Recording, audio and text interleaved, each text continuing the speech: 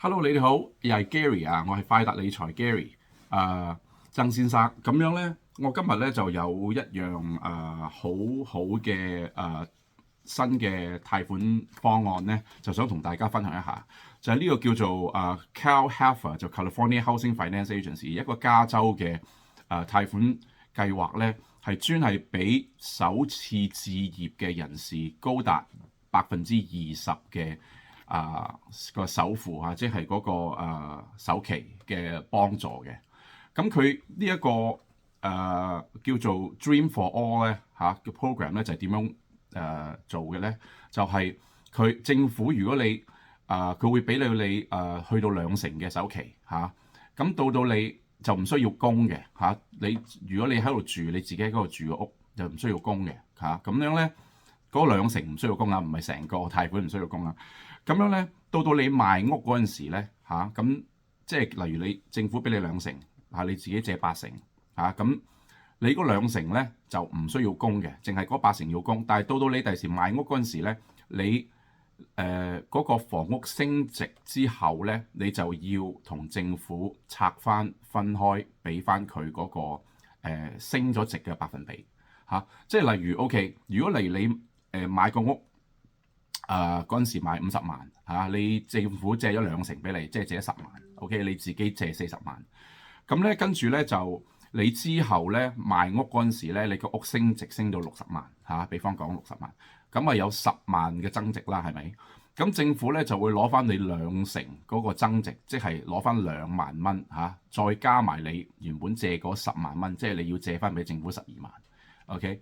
咁樣咧，佢係一個非常之好嘅計劃啦即係如果你好多人，例如我個收入我係供到屋嘅，但係我就好難儲到首期，咁樣咧其實係一個非常非常之好嘅計劃嚟嘅。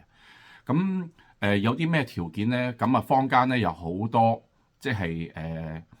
資料咧，就我覺得就唔係話太過準確又或者好多即係自己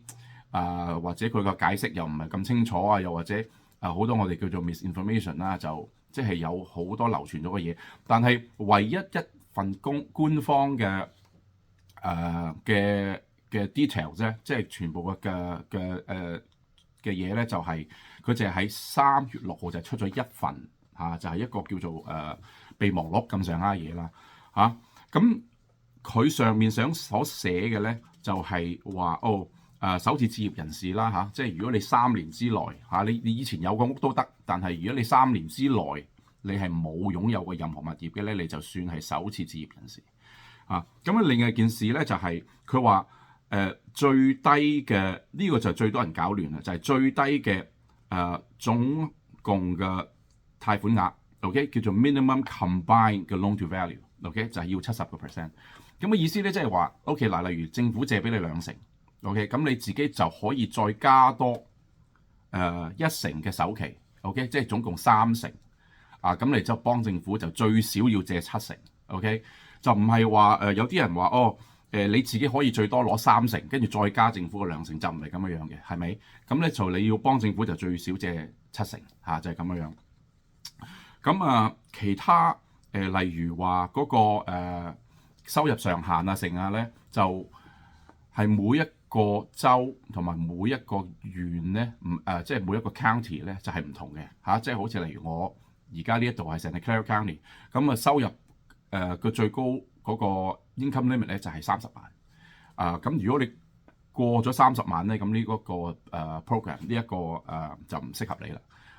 咁但係如果你話你兩夫婦揾多過30萬，咁有冇方法可以做到呢一個咧？咁都得如果你其中一個比方講例如你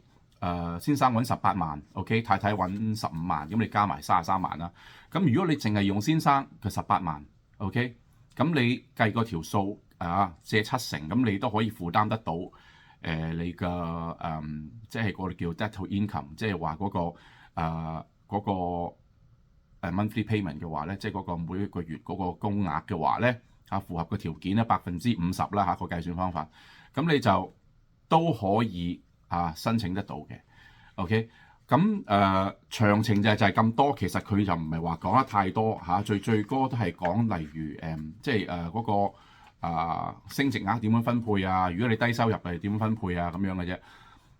個詳情咧就要3月27號官方先至會完全公佈嘅。OK， 咁所以好多坊間而家話又點樣又冇上限啊，又點啊？其實都係有啲都係或者即係唔個人嘅理解嘅問題啊，又或者唔係話即係作啊或者點樣啦。咁就但係你話官方嘅資料咧就係得一份嘅啫嚇，咁就係